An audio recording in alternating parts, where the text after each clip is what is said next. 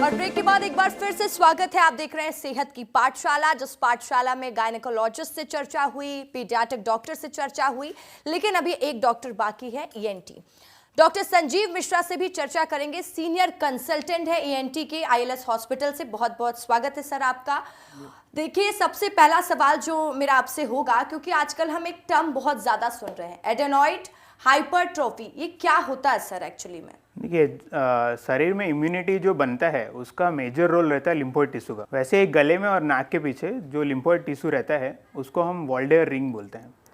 उसमें से एक बड़ा मेजर पोर्शन होता है गले में, जो हमारे पास टॉन्सिल रहता है वो, और एक एडेनॉइड टिश्यू रहता है जो नाक के पिछले हिस्से में, जो गले के ऊपरी हिस्सा रहता है, वहाँ पे रहता है। अगर जो भी बैक्टीरिया, वायरस, ये सब जैसे हम इनहेल करते हैं, या बच्चों में खास करके, तो उसके अगेंस्ट में इम्यूनिटी डेवलप करने के लिए ये जो एडेनॉइड टिश्यू होता है उसका साइज बढ़ जाता है, जिसको हम आगे जाके एडेनॉइड हाइपरट्रोफी बोलते हैं। लेकिन इसका सर कारण क्या होता है और लक्षण क्या होते हैं इसमें? देखिए, एडेनॉइड हाइपरट्रोफी एक ना ऑब्स्ट्रक्टिव पैथोलॉजी है। मतलब वो जहाँ पे भी रहता है उसकी जगह पे जो भी पास में जो भी स्ट्रक्चर है उसको बंद करता है। जैसे कि नाक के पीछे है तो नाक को बंद करता है, तो नाक से सांस लेने में दिक्कत होती है। ये एक लक्षण में से पहला लक्षण यही होता है जी। फिर अगर नाक से बच्चा सांस लेने में दिक्कत हो रहा है तो मुंह से मुंह खोल के सांस लेता है। वैसे में फिर कान की अगर बात करें तो कान का जो मझला कान होता है उसका एक वेंटिलेशन ट्यूब होता है, जिसका भी मुंह यहीं पे गले के पीछे गले के पास खुलता है। तो वो भी बंद होने से कान में बार बार इन्फेक्शन होने का संभावना बढ़ जाता है। क्या इसमें रिस्क फैक्टर होते हैं? देखिए, अगर हम इसके कारण को समझे तो हम दो कारण में इसको डिवाइड कर सकते हैं। एक तो इन्फेक्शियस, दूसरा नॉन इन्फेक्शियस कॉज में। इन्फेक्शियस अगर वायरस, बैक्टीरिया इसमें अगर संस्पर्श में आ रहे हैं, खास करके बच्चे जिनका इम्यूनिटी बहुत लो रहता है, तो ऐसे केस में उनको उसके अगेंस्ट इम्यूनिटी डेवलप करने के लिए एडेनॉइड बढ़ जाता है, तो उसकी वजह से एडेनॉइड हाइपरट्रोफी होता है। अगर नॉन इन्फेक्शियस कॉजेस में जाते हैं तो जैसे एलर्जी, कॉन्स्टेंटली एलर्जी हो रहा है बच्चों को, सर्दी जुकाम बने रह रहा है, तो ऐसे केस में उसका भी साइज बढ़ता है। पैसिव स्मोकिंग करके जैसे रहता है, किसी के पास में बैठे हैं जो सिगरेट स्मोक कर रहे हैं, ऐसे केस में भी इसका साइज बढ़ने का संभावना रहता है। ये बताइएगा डॉक्टर साहब, अब बात बच्चों की भी कर लेते हैं। हम अक्सर देखते हैं कि छोटे छोटे बच्चे जब अपनी मम्मी से, दादी नानी से शिकायत करते हैं कि उनके कान में दर्द हो रहा है, तो वो बहुत पहले से चला आ रहा है कि बच्चे के कान में तेल डाल दो, उसको आराम मिलेगा सरसों का तेल डाल देने से। लेकिन कई बार हम सुनते हैं मेडिकल टर्म में ये ठीक नहीं होता है, तो करना चाहिए या नहीं करना चाहिए? बहुत बार पहले ऐसे करते थे, तो कभी कभी ये अच्छा भी रहता है, और पर ज़रूरत के हिसाब से होना चाहिए। जैसे कि किसी को कान के अंदर ड्राइनेस बहुत है, उसकी वजह से किसी वजह से कान का चमड़ी फट के उसके अंदर इन्फेक्शन हो रहा है या फिर पेन हो रहा है, तो उसमें तेल डालने से कभी कभी आराम मिल जाता है।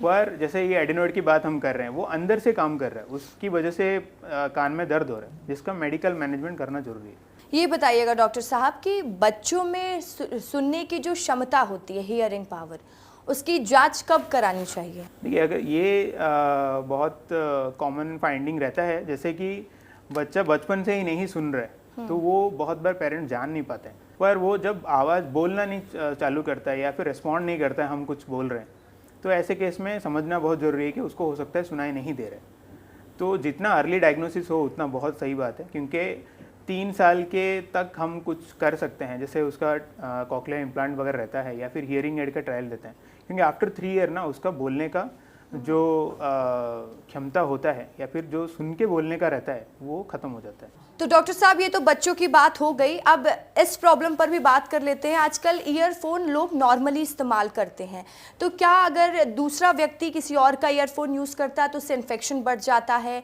क्योंकि लगातार जो लोग ईयरफोन यूज़ करते हैं, क्या उनको इससे नुकसान पहुँचता है? दूसरा व्यक्ति का ईयरफोन यूज़ करने से इन्फेक्शन होने का संभावना बिल्कुल रहता है। वो खास करके फंगल इन्फेक्शन एक मोस्ट प्रॉब्लमेटिक थिंग होता है, जो कि कान के अंदर रहे तो कान में पेन, इन्फेक्शन बढ़ सकता है। तो वो उसी से ही आता है कि बाहर दूसरे ने, किसी ने यूज़ किया, उसको हम यूज़ किए, तो उसमें होने का चांस संभावना है फंगल इन्फेक्शन। और ज़्यादा देर तक जो ईयरफोन यूज़ करते हैं उनके लिए क्या कहेंगे आप? ज़्यादा देर तक ईयरफोन यूज़ करने से या फिर लाउड नॉइज़ एक्सपोज होने से कान में नसों में कमजोरी आने का संभावना रहता है। और दूसरी बात है कि अगर हम ज़्यादा देर तक ईयरफोन यूज़ कर रहे हैं तो ईयर का जो एक्सटर्नल कैनल रहता है उसके ऊपर प्रेशर भी बहुत ज़्यादा आता है, तो ऐसे में वो आगे जाके परेशान कर सकता है। डॉक्टर साहब ये भी बताइएगा कि नाक से खून निकलना या बार बार जुकाम होना, क्या ये कोई सीरियस संकेत देते हैं या इसको नॉर्मल देखा जाए? ये एज ग्रुप के ऊपर रहता है। अगर कोई बच्चा है उसमें नाक से खून निकल रहा है तो बहुत कॉमन है कि वो हो सकता है नाक के अंदर उंगली डाला है जिसकी वजह से चोट लगी है और खून आया। पर अगर बड़ों में होता है, बुजुर्गों में अगर नाक से खून आ रहा है तो एक हाइपरटेंशन जो उच्च रक्तचाप होता है उसका संकेत हो सकता है ये। तो इसको ज़रूर देखना ज़रूरी है कि वो क्यों आ रहा है। ये तो कॉमन फाइंडिंग होता है, पर अगर कोई अंदर कोई ट्यूमर है या फिर कोई ब्लीडिंग मस्सा है उसका भी रीज़न हो सकता है कि बार बार उससे खून आ रहा है करके। और ये भी समझाइएगा डॉक्टर साहब कि बच्चों और बुजुर्गों में ईएनटी रोग अलग अलग कैसे दिखाई देते हैं? जैसे बच्चों में मैंने बताया कि बच्चों में ईएनटी का खराबी या फिर ईयर रिलेटेड प्रॉब्लम होने का एक बड़ा प्रॉब्लम होता है एडिनॉइड्स, क्योंकि उनका इम्यूनिटी बहुत ही लो रहता है और उसी को ठीक करने के चक्कर में ही ये सारे प्रॉब्लम चालू होते हैं। दूसरी बात है कि जैसे नाक से खून आ रहा है एक बहुत कॉमन फाइंडिंग होता है बच्चों में, जो कि पेरेंट्स कंप्लेन करके लेके आते हैं। तो ये एक रहता है कि बच्चे नाक में उंगली डाल रहे हैं या फिर उसके ड्राइनेस हो रहा है उनका, तो वहाँ से ब्लीड हो रहा है। पर यही चीज़ें अगर हम बड़ों में सोच रहे हैं कि उनकी वजह से उनमें क्यों ईयर में प्रॉब्लम हो रहा है या फिर नाक में प्रॉब्लम हो रहा है, तो ये एक हो सकता है कि क्रोनिक है, लंबे समय से ऐसा चलते आ रहा है और नाक में साइनोसाइटिस का संभावना है या फिर कान में किसी प्रकार का बड़ी बीमारी, मवाद जमना, हड्डी में गलना, ये सब का संकेत होता है अगर बड़ों में ये से प्रॉब्लम चालू होता है तो। ठीक है डॉक्टर साहब, ये भी बताइएगा कि आईलेस हॉस्पिटल किन किन टेक्निक के साथ ईएनटी डिपार्टमेंट में क्या काम कर रहा है और क्या क्या सुविधा है वहाँ पेशेंट्स के लिए? देखिए, आईएलएस हॉस्पिटल में ईएनटी डिपार्टमेंट में बहुत सारे ट्रीटमेंट, बीमारियों का ट्रीटमेंट करने के लिए सब सुविधा उपलब्ध है। जैसे कि एंडोस्कोपी एक आज के टाइम पे एक बहुत ही क्रूशियल टूल बन चुका है ईएनटी रिलेटेड प्रॉब्लम्स को डायग्नोज करने के लिए, तो वो एक चीज़ है। दूसरा है कि हमारे पास ऑडियोमेट्री यूनिट है जिसमें हियरिंग टेस्ट वगैरह इवन बच्चों का और बड़ों का करा जा सकता है। फिर जैसे सर्जिकल प्रोसीजर में जाते हैं तो उसमें माइक्रोस्कोप का अवेलेबिलिटी है, हाई एंड माइक्रोस्कोप है जिसमें ईयर की सर्जरीज़ और नेजल सर्जरीज़ करा जा सकता है। और टॉप एंड एंडोस्कोपी सिस्टम के साथ हम रेडी हैं कि कोई भी स्कल बेस्ड ट्यूमर या ब्रेन के नीचे का जो ट्यूमर जो नाक के थ्रू जा पा रहे हैं आज के टाइम पे, उसको भी हम कर सकते हैं। तो डॉक्टर साहब, मैं अब आपका एक आखिरी मैसेज जो दर्शक आपको देख रहे हैं, सुन रहे हैं, क्या कहना चाहेंगे उनको कि कैसे अपना ध्यान रखें?